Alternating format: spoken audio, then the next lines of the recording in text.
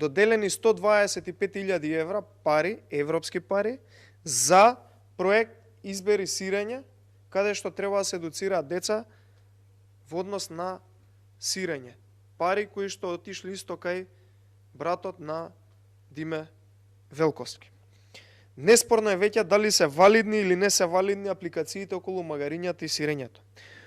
Денес поставуваме дилема и прашање.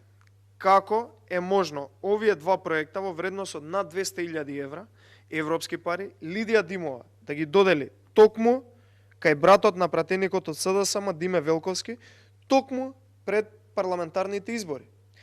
Бараме јавно да се објави од страна на Диме Велковски и Лидија Димова на кој начин се трошеле и каде завршиле над 200.000 евра, односно во чии джебови завршиле парите.